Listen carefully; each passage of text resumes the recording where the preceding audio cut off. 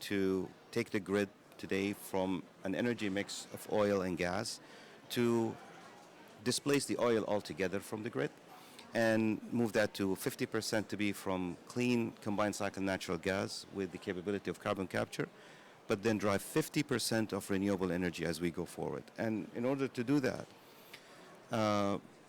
we're trying to build about 20 gigawatts per year. And in fact, we tendered 20 gigawatts per year for renewable energy this year, and we're going to continue to do so for the next 3 years until to reach our target. And all of these projects are structured in a way to be project financed, and this is where finance becomes very important. So the way we're looking at this is that we needed to de-risk the projects in a way that the financial markets would see that this is not only an opportunity to actually invest in clean technology for the benefits of decarbonization in general, but also a profitable and stable and safe investment that we're doing. So in the legislation that we have, we actually take care of providing the land. We de-risk. So this is a major de-risk. The second part is that we actually go and help with the permitting, and so the permitting really takes a very, very short period of time. And then when we contract for power, we provide a stable offtake of about 20 or 25 years, depending on the project, which basically provides a secure return for the financial community. Joe mentioned some technologies that are on the cutting edge in terms of direct air capture. We can go there, but I really want to hone in on your deployment of renewable energy in the kingdom for a second. That's a pretty big shift from where the kingdom was a decade ago, and that's more than just a policy change. There's clearly economics driving this. What do you see, in a conversation around climate optimism on technology? Why is it that you're seeing such a groundswell of change in support of the clean energy sector in the kingdom as well? Well, I think for us, while we've announced the aspiration for the decarbonization by 2060 for the country or sooner, if the technology permits, we actually, as we started deploying renewable energy, we found that renewable energy can be competitive. And we can say today at the generation side that we were able to achieve the lowest prices for renewable energy globally. So the lowest was for solar PV was about 1 cent per kilowatt hour. And for wind, last May, we announced 2 projects with the range of about 1.58 cents per kilowatt hour. So we can clearly see that not only that we're driving in the right direction when it comes to decarbonizing the electricity grid and the energy mix, but also at the generation side, it really helped that to see that the generation price is getting lower. Now, clearly, there are new investments that needs to be done on the transmission grid system. So we see that initial upfront investments for the grid systems for the offtake, but we see that these trends are stabilizing and going down as it goes forward. So the economics work. You can actually do decarbonization while actually making money out of it. And I have to imagine as people see the success and the economics working, you get even more momentum and people backing you up in the transition as well.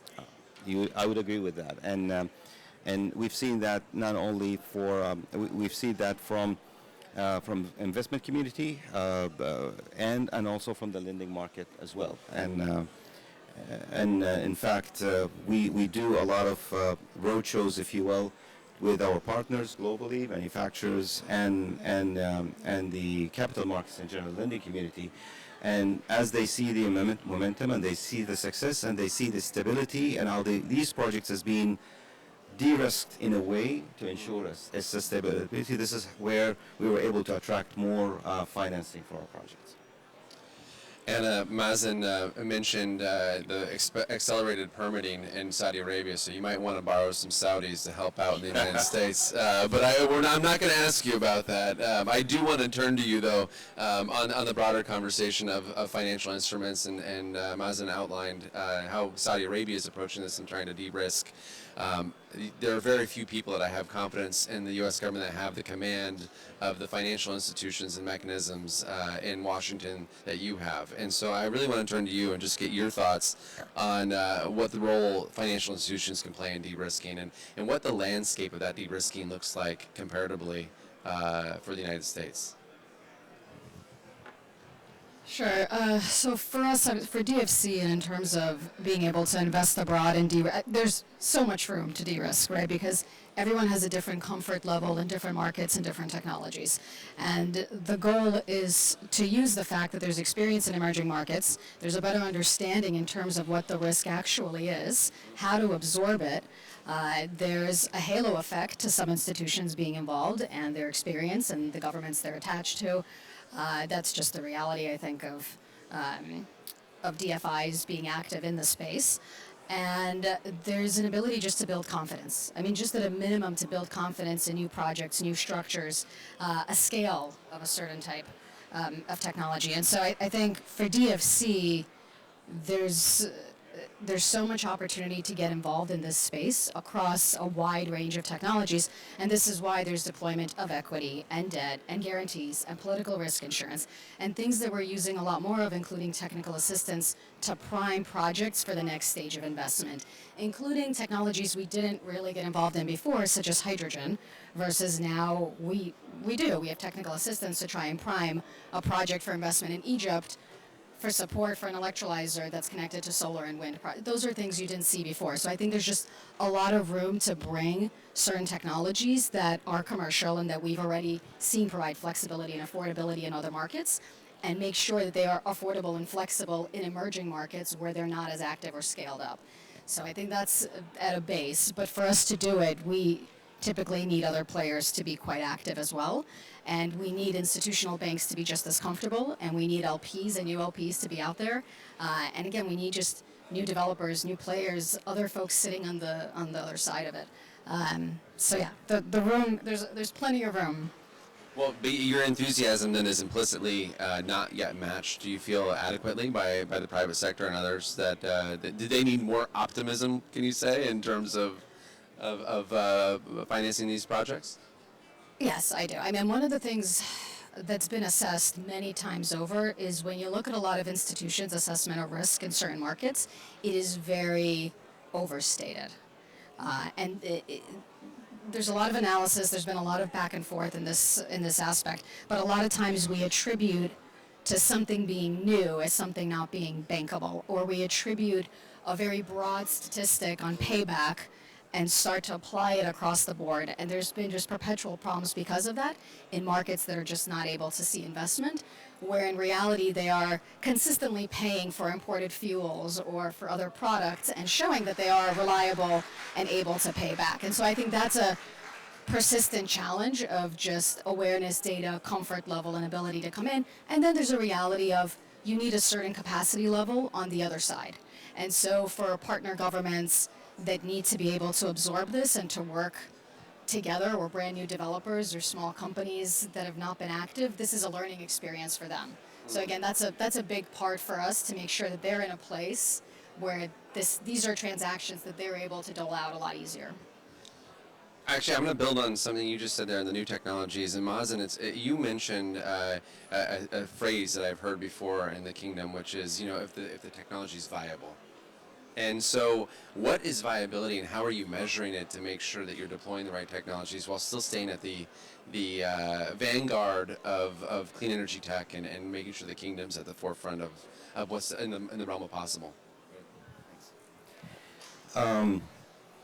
So, as part of the decarbonization journey, definitely going towards renewable energy, that's immediately taking carbons off the grid. But when it comes to the other half of the grid, the 50%, which is going on combined cycle on gas. So today we are tendering it out with the capability for carbon capture. However, the technology for carbon capture today, from a pricing standpoint, is high, and we believe that this technology can go down in pricing. That's one. Two, there is a huge plan for the carbon capture CCS in Saudi Arabia today, where Aramco is building a reservoir for carbon sequestration. And our plan is basically, as we go forward down the road, once the technology is available and competitively, we will be able to carbon capture and connect to these pipelines to be able to store that CO2. New technologies that we're looking for as well may include basically air carbon capture. It may include also utilizing some hydrogen, as we're discussing with our partners when it comes to gas turbine technology. If blending some hydrogen would also reduce the emissions as part of the emissions coming in from the gas turbine. So there are varieties of technology breakthroughs that could come and could accelerate the ability to decarbonize the electricity grid. I'm going to pass the mic down to Joe to bring an industry lens on the same topic, which is, thinking through the examples and successful strategies you've seen deployed to make sure innovative technologies are making it to the market, are scaling. And interestingly enough, maybe it's worth building on what Anna said too, which is it's not uniform. It's not uniform in terms of which countries are having that success, right? In terms of developed versus developing economies, and you got a big portfolio. I think great points that have been brought up so far, and just to build on some of that. Today, GE Vernova has over 120 gas turbines around the globe that are operating on some level of hydrogen, anywhere from 5% all the way up to 100%. So the ability to continue to invest as advancements are being made in combined cycle efficiency, firing at higher firing temperatures, and ensuring that capability exists as we move forward. That's one area. A second point that was brought up, I think, from a financing perspective or just, advancing technology. We tapped into some funding from the Department of Energy, and we did a study on looking at carbon capture with exhaust gas recirculation. Okay, we just released the study a week ago, and we found in that study that we were able to utilize exhaust gas recirculation to improve the overall efficiency, but also reduce exactly what Mazen was talking about, the capex on a carbon capture plant. So we found that we were able to reduce it by 6%.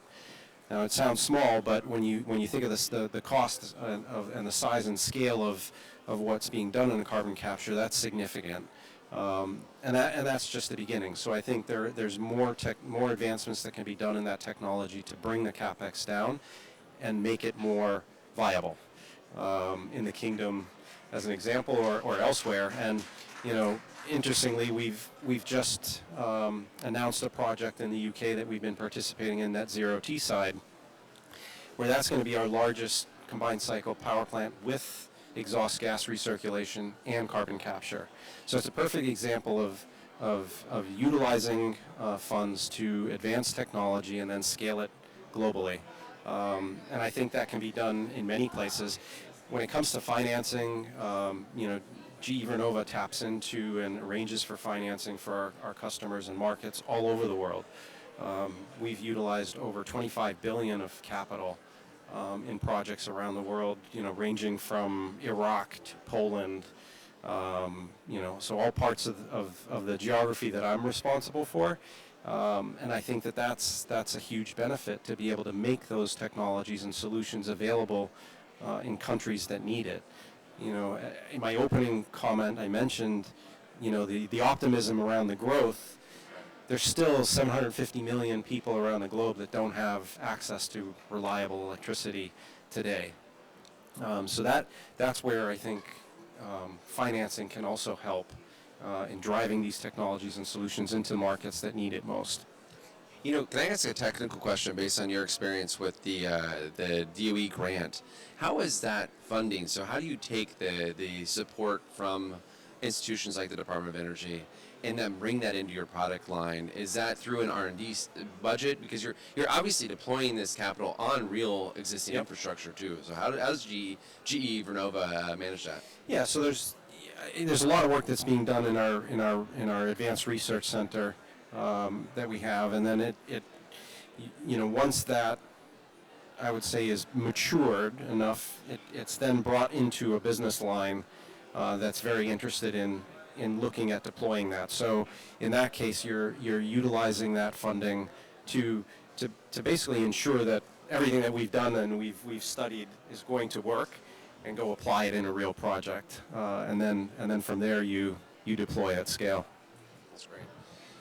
Mazen, you're hearing how GE Vernova as a company is deploying these technologies.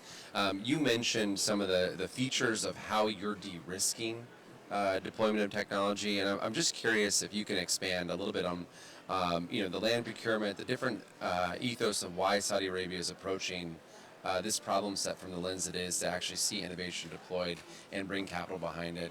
What's necessitating the approach that Saudi's taking? Yeah. So if I want to start back to my earlier comment when I mentioned that the collaboration between the policymaker, the private sector, and the financial community, our Ministry of Energy, have kind of looked at as a policymaker to the decarbonization roadmap, and there is a significant help and belief in terms of helping out with the plans and in terms of land allocation and land permitting as well. So there was a huge announcement that was made by the Ministry of Energy, of which they're driving a project of surveying 1,200 locations and lands around Saudi Arabia for all renewable energy resources, so that's wind and solar, and that with the intent to identify basically all the where exactly we can deploy these lands. We, as the principal buyer, when we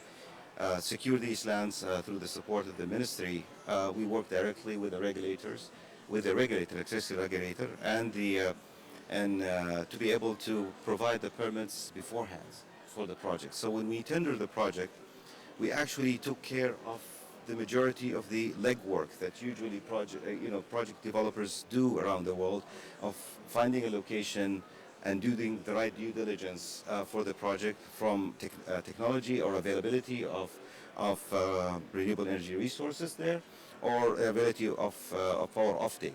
So that is done beforehand, because we've done the planning. We know we're going to offtake the power. We know we need the power, and we've done the due diligence in terms of the ability of radiation for sun radiation or wind when it comes to the location.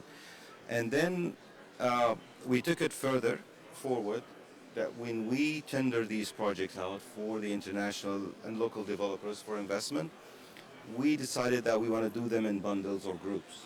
So we push 2, 3 projects, or sometimes even 5 projects together, with the idea is that while it is helping us accelerating, reaching our target, but it's also, from a developer standpoint, maximizes the opportunity for them to win at least one of these projects. And that helped us with increasing the number of developers, local and international, that are interested. And also basically made sure that whoever they're partnering with, they feel that they have a good opportunity of winning one of these projects. And the last thing is that the principal buyer comes in with an A1 credit rating, which is equivalent to the sovereign rating of Saudi Arabia. And issuing a power purchase agreement for 20 or 25 years for these power plants has been, as a bankable power purchase agreement, helped all these developers access funding. And we're providing these PPAs for a stable tariff for the whole term of the project. And for the financial community, this is a stable investment. The risk of due diligence is already taken off of the table, and it's almost like a bond. And for us, this is really helping us achieve our targets, and we're executing on it. And those targets aren't small, 110 gigawatts of clean energy by 2030. I mean, I think it's somewhere around there. I might get it wrong. So I probably gave it too low, to be honest. We so far, I mean, we're only a few years into the program, but we've tendered so far 44 gigawatts. So yeah, and we're going to do another 20 next year, and we're going to continue to do that. I love that you brought in the conversation, because I think part of the story of climate optimism, energy optimism here is about the marriage between policy, industry, and finance. And so Anna, I'm gonna pass the mic to you, and let's talk about how we ensure electrification and decarbonization continue to have that policy certainty and that opportunity. I know the landscape feels fraught right now to some. And it changes where you are in the world. So DFC, obviously, with international mandate, how do we continue to ensure those clean energy transition priorities are at the forefront of how policymakers are thinking about this space? Sure. And I'll go back to what was mentioned before. I mean, there's the reality of we're seeing power demand growth that is off trend, more than expected, and it's not just in the U. I mean, I think because a lot of the data companies are based in the U.S., the assumption is very situated in the U.S., but this is not true. There are data centers popping up all around the world, and the demand expectations in countries that are still trying to meet and change their demand, that's just natural demand growth, is incredible. It's spread everywhere. And so we know that the estimates have been, just by 2030, which is around the corner, either double or 150%, depending on what you look at. But those companies are also the companies that have the highest decarbonization targets. And they're the same companies that are very much pushed by shareholders and consumer interest, right? The average citizen. And so right now what we're seeing is they're looking for a wider portfolio of technologies to be able to meet this demand. They're trying to be more creative. They're trying to use their data tools to try and solve this issue. And what's happening is it's causing a lot more collaboration between system operators and the regulators, because it will be impossible for them to do this on their own. It's fantastic because they're putting just gigawatts onto the system on a regular basis, and now they're going out to countries and essentially saying, if you let us buy in, if you let us serve as off-takers, and we are dependable off-takers, we will put this alongside our industry, which we're growing, which is great. That's industrial growth, that's jobs, and that's going to be able to serve a broader community in terms of energy access, plus their facilities that are putting out not just AI demand and computing, but plenty of other companies that are trying to buff up in this space as well. Retail manufacturing is also looking for clean energy, telecom, health. So they're able to work together to work in a portfolio, but then you have to go to the system operator and the regulator, and you have to be able to make sure that the grid system is actually upgrading and is at the same exact pace. And that is a tough conversation, but what it means is essentially we can look back and step back and say, wait a second, we can't work within the system we have today. We need to fundamentally change the way we plan generation and transmission. Our expectation and growth now is at such a level that we can actually completely fundamentally change how we've been thinking about all of this. And the U.S. is in that discussion right now for itself. And those are the same companies that are investing everywhere else. And I think that's spreading very quickly. So I do think there's an incredible opportunity.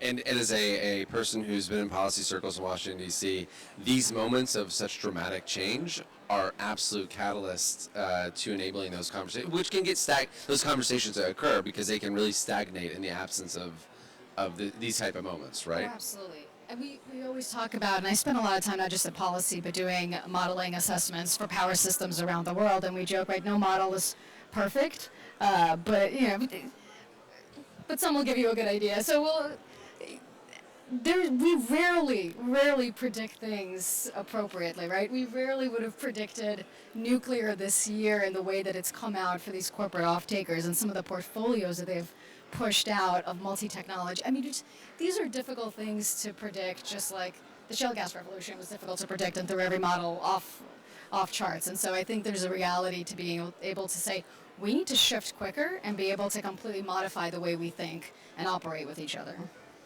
Joe, I don't know if you want to build on that in terms of how GE's messaging to policymakers and broadly just about the signals that they need to send and how they can work with industry to be constructive before we move to the closing conversation. I think if there's one word, I would say it's collaboration, right? The importance for, first of all, governments to enable to take risks on new technologies and deploy that technology.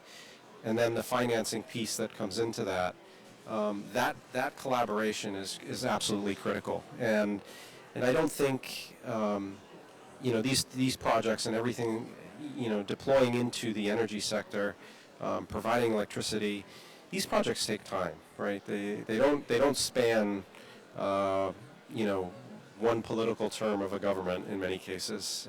It requires leadership that then carries through for some time for that technology to be deployed. So I think the collaboration that's needed there between industry, government, finance community is absolutely critical. Well, then, as we conclude, I'll stick with you for a minute. For the audience here in the room, for those watching virtually, and as you know, this will also be online in perpetuity, so you have a chance to give people a message here. What would your final call to action be? What do you want to see happen to sustain this moment of climate optimism, energy optimism in the energy transition? I think the one thing that everyone has to keep in mind is it's not one size fits all. You have to be able to leverage all the technologies that are available in the and use the resources that are available in the geography that you're sitting in. The technology exists today. There are solutions, and because of this tremendous amount of growth, I remain optimistic. I think GE Vernova has an opportunity. Our mission, as we've stood up this company as an independent company this year, is to electrify while decarbonize at the same time. And I think everything we've discussed today, we have that opportunity to do that, and we're very excited. Anna, same question to you. One final call to action. What are you thinking? I think we need to get out of functioning in base case. If we're not a little uncomfortable with what we're doing every day, then we're probably not trying hard enough. And to be innovative, we have to be a little outside our comfort zone. And there's a lot of room for it. And the truth is it's uncomfortable at the beginning, but then whether it's a new technology, a new financial model, a new partner, it'll bear fruits, and it's fruits that we need. Well, I look forward to getting a coffee on this and having a discussion about what's driving our ambition back in Washington, D.C. Mazen, over to you on the same question. I guess for us, we are excited that we're actually driving the transition in Saudi Arabia grid. I mean, we're living through it, we're actually believing in it, and it is happening. And we believe we're going to achieve our targets. And I think this is an opportunity for everyone, really, to look at what we're doing, and hopefully we're leading a good example. Well, and let me just build on that as I close. When a country like the Kingdom or the United States through the Inflation Reduction Act, provide that caliber of support for an energy sector and for the growth of the market overall, it expands and does proliferate into the rest of the global community. So I think we're making change, not just in the Kingdom, but we're making change around the world. So congratulations on that momentum. Thank you. I believe you and look forward to seeing Saudi Arabia with many, many more gigawatts come 2030. So thanks everybody for joining us. I hope you found the conversation robust and edifying, and enjoy the rest of your COP29.